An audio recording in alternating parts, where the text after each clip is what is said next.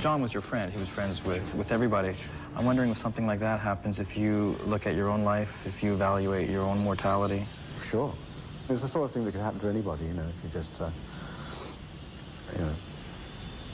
He had a lot to drink and slept the wrong way up, you know, that's pretty much it. It happened to anybody.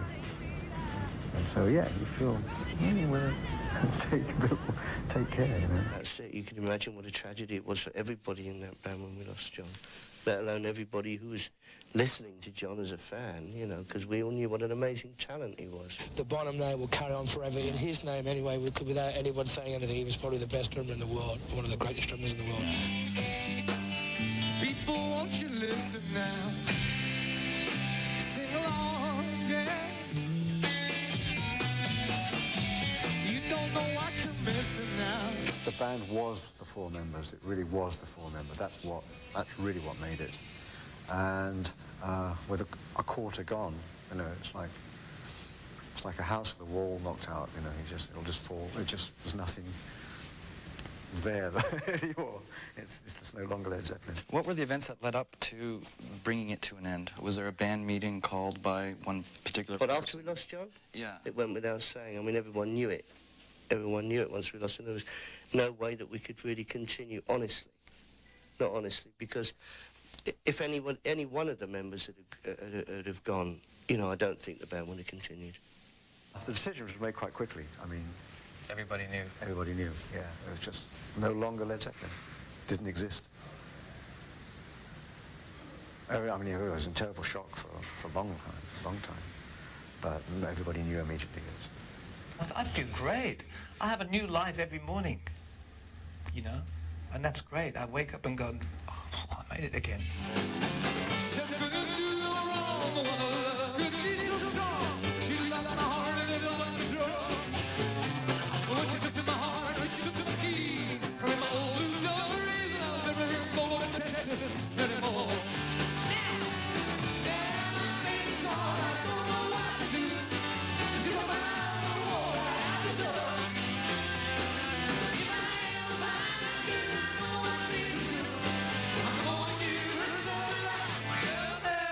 I don't want it to just have been in through the outdoor and that was it, you know, shut.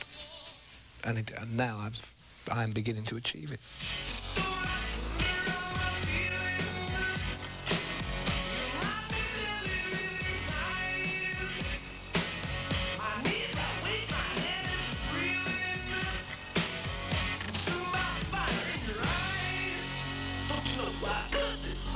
When we did In Through the Outdoors, 79.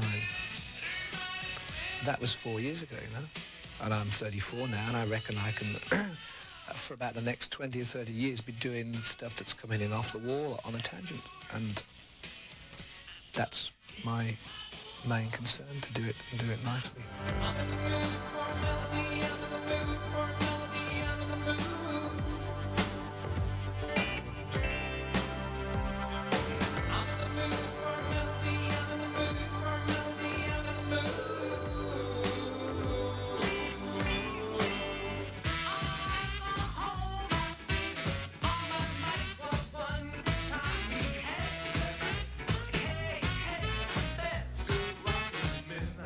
It's amazing to have such success. I mean, the Honey Drippers was huge everywhere, in a lot of places.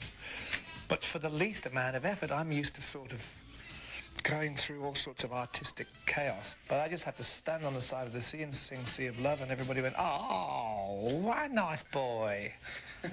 Oh, he's not so mystical after all.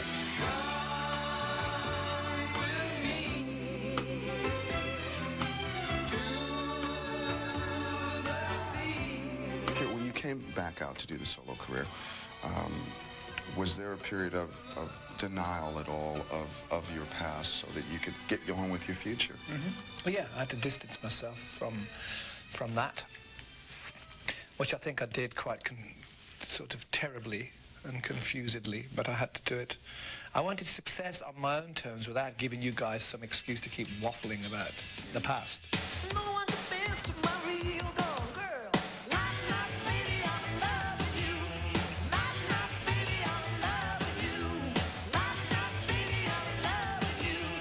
I did do a lot before, and there's no point in denying what I did and where I came from. And what I should do is utilise it right now in a contemporary form. The essence of my part of Zepp is still in what I do now, you know? It's always been there. It's like Jimmy, you know? You just go out and explore, and you take your music with you on your explorations, and you bring it back different colour. I've been returned to a sort of, to a very exciting period, which I'd forgotten all about, because I spent the last 3 solo albums trying to forge in all sorts of odd different directions and kind of denying the presence of Led Zeppelin.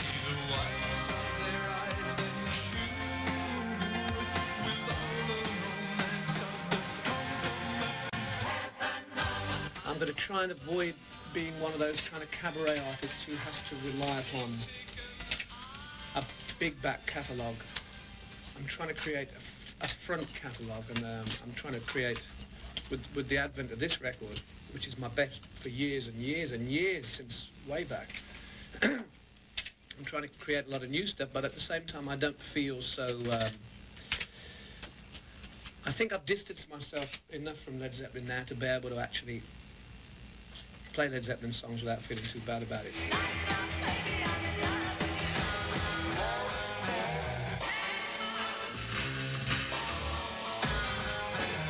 Well, I was very proud of the music that we'd made with Led Zeppelin, certainly my contribution to that, and I didn't have a problem with my past. It's like I didn't have a problem in my past with the Yardbirds or my days as a session player, because I felt that my body of work spoke for what I was. To be honest with you, the first thing that I did, after we closed down the Led Zeppelin camp as such, and you know, as I said, we had no other choice, really. I mean, we could maybe have continued in another format, but it might not have been a good idea to call it Led Zeppelin, you see what I mean? Mm-hmm. But anyway, the first thing I did was a film track, Death Wish 2.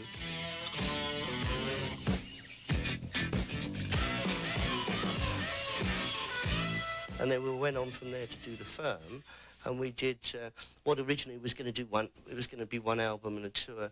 Went on to be two albums. I want to stay with you.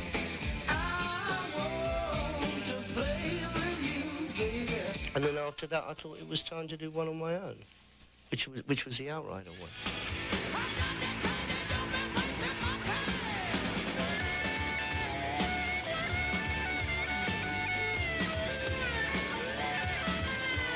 I guess it was 10 years before your proper first solo.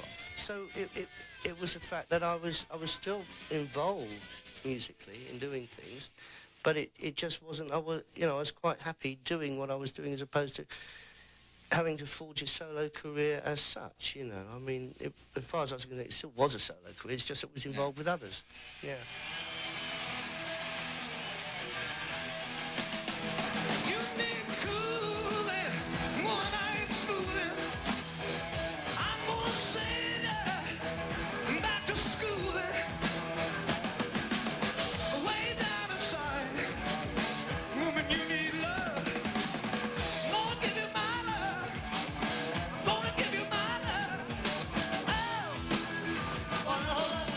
Well, whatever it was, it could never have been as good as it should have been, because the right guy was missing.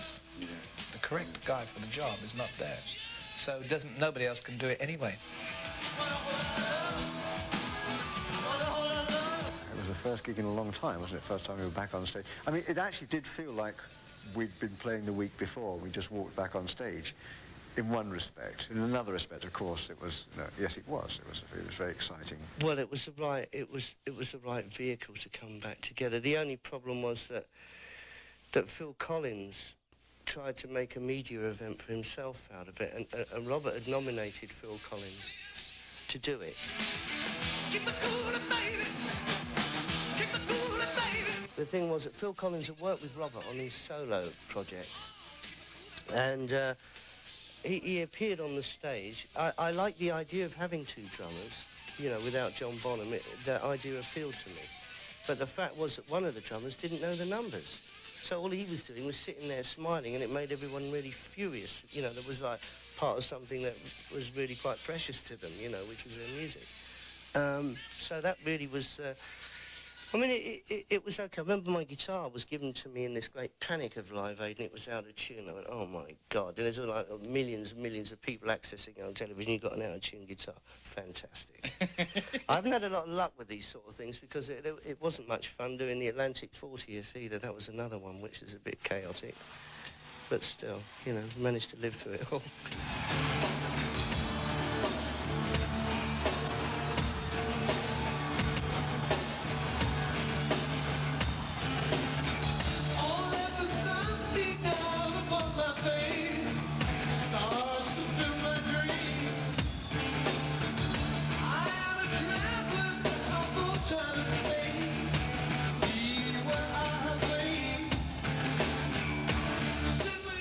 Kashmir, he says it all, and to open up with Kashmir at Madison Square Gardens for me was just one, the most amazing time of my life, and two, the most frightening time of my life, because my heart was here. I was frightened, but because they'd done it before, you know. The funny thing about that was we actually had a rehearsal, proper rehearsal for that, and of course. In the Zeppelin days, we would do a song and then we would link it to another song via a little bit of something else, or usually it's segues. And of course, it had been a long time, and so we started playing, and we get to the end and how does this go? Now what?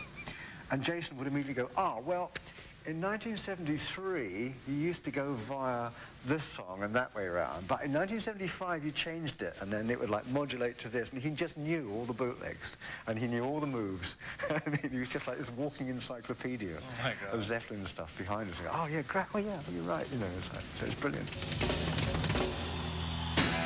Is it weird to look to your right and then see Plant, and then behind Plant, John Paul Jones? I can't imagine what that feeling would be like. Would it be like looking at an old high school yearbook? Well, no, you know how it is with pals, you know, when you haven't seen them, like the high school yearbook. Some of those pals you can meet up with, and they're absolute 100% total strangers. But other people you can meet, it's like you haven't, you know, it's like you feel like it was yesterday that you hadn't seen them, you know, and it's just a continuation. And especially when you've got a common denominator of the music, it's, you know, that really helps it.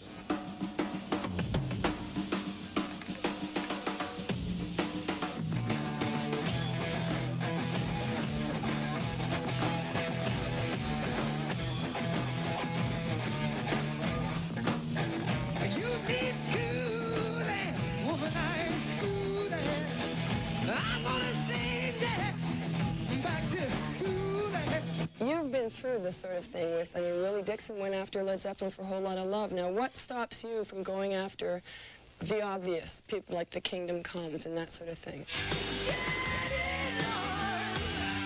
All's fair in love, war, and music, as far as I'm concerned. And there's nothing new under the sun. There's so much interest in the Led Zeppelin phenomenon. There's so much so many clones around right now.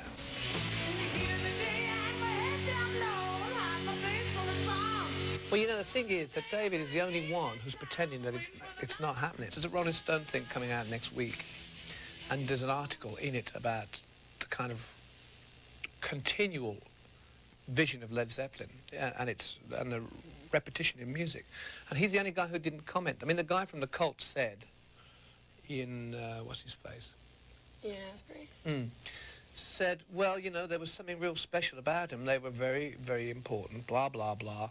And the only thing I'm glad about is that they're not reforming, because we'd be out of a job. And I thought that was great, you know, because they aren't anywhere near as good as Led Zeppelin ever were. But the thing is, Led Zeppelin don't exist, so if there is a hole, and they're going to fill it up, at least they're not pretending that it's original. Ask David, he knows. I personally won't be drawn into any kind of verbal Wimbledon or verbal tennis match or whatever.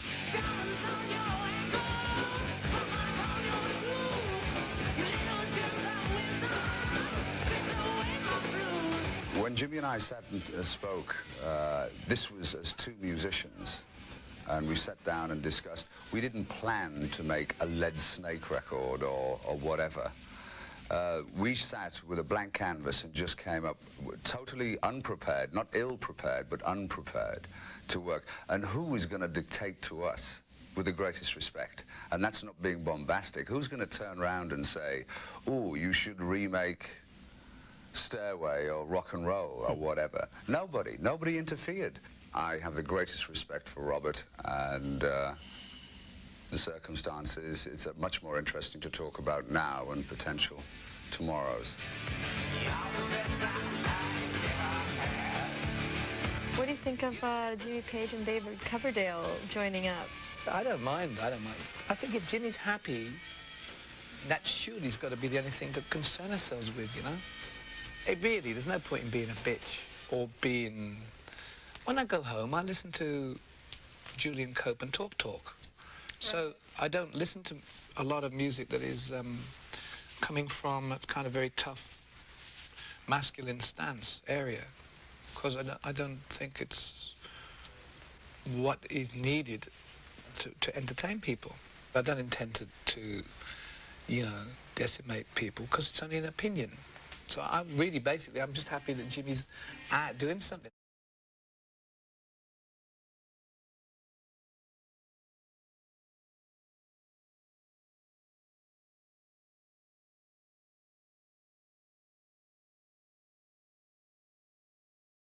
Why did we choose to do it? Yeah.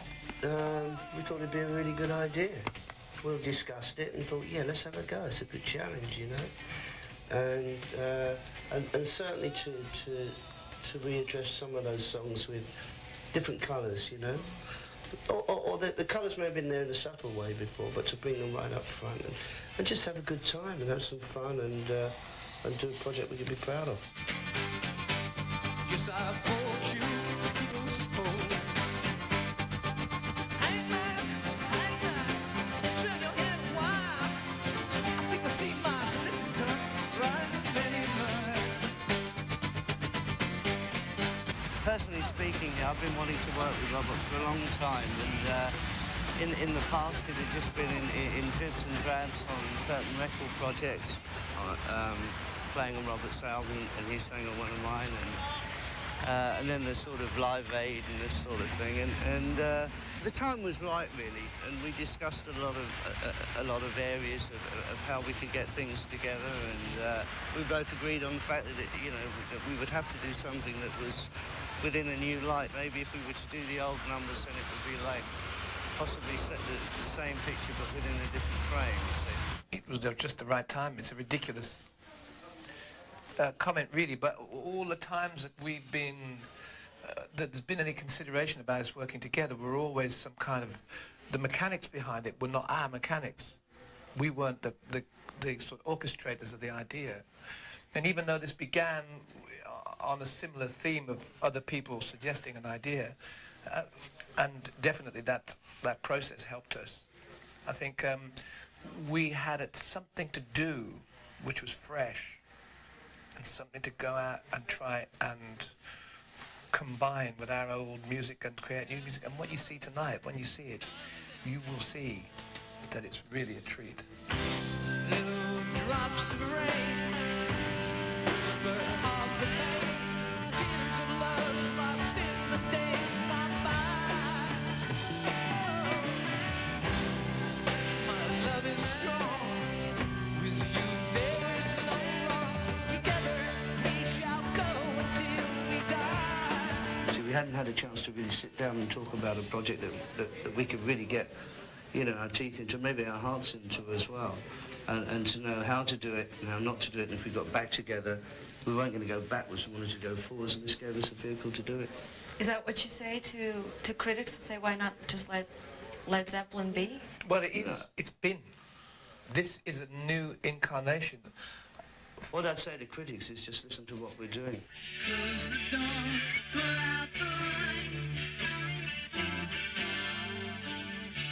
You know they won't be home tonight. There's no force hard, and don't you know? It bothers me they didn't even call.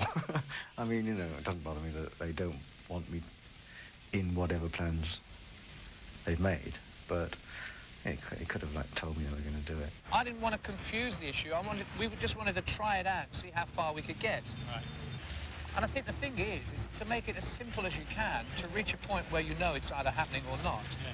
the more focused you can be, the better. And a guitar and a voice seem to be, with the best will and the greatest respect in the world, you're going to reach the point a lot quicker. Well, it's not that he shouldn't have been part of it. It's the fact that with the amount of time that had passed between Robert and myself, it had been a long while. It had been 14 years. And the fact was that we got together after 14 years and went into a very, very dingy rehearsal room in London, a very damp, cold place. And there were these tapes of like rhythms that Robert had acquired, and you know, he put them on. And said, what can you do with this? And I listened to it, and I thought, right, I know what I'm going to do with this. And we had 2 numbers in the first day, and already there's like music there, and it was sort of going along, and I didn't feel that there was like that Robert was 100% sure whether he really wanted to do it. Do you know what I mean? Yeah, but you know I did what I could. However, all that time that had passed in between, it wasn't that far in the distance. It was only maybe a couple of weeks before we were going to do the Unleaded. Well, I mean, there just wasn't time to involve John Paul Jones, you know, and basically, you know, we'd got to know each other again, and there'd been a lot of, like, you know, history, shall we say, that had transpired over those 14 years, and you know, we just about made amends with it by the time we actually did the final broadcast. It was just purely how the time structure went. Does Jonesy understand that now? Oh yes, I've explained it to him, and yes, he does understand. Yeah, okay. Yeah. Plant has said that he had tried to deny his past for the first 6 years of his solo career. He wanted to move beyond. Where was your headspace during that time? During that time, I started producing. I didn't want to join another band. I suppose having been in the best band in the world, you know, it's a kind of a hard act to follow anyway, so just didn't want to do that. And so I produced, arranged, did composition. I even taught composition for a bit. Did just a ton of stuff and just kept busy, you know.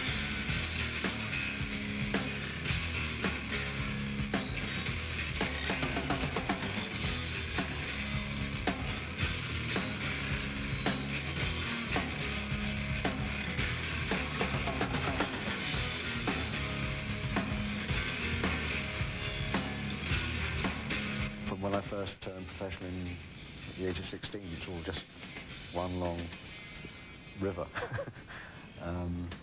And I'm doing more or less the same thing now. You know, music to the best of my ability, and I consider myself very lucky that I can still be allowed to just play music.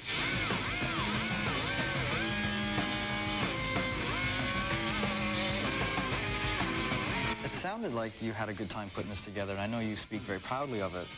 I'm wondering why it took 20 years. You've been busy for 20 years. I'm a really slow worker. Yeah. Well, no.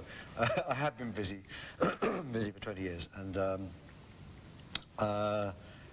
mean, I did an interview recently in a newspaper, and there's one of those like 20-question things, you know. One of the questions was, "What's your most overused phrase?" And I said, "Okay, I'll do it," and that's been the case. You know, I just keep working and working.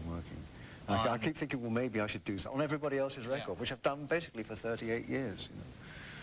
So I just thought, now's the time to do something on my own record.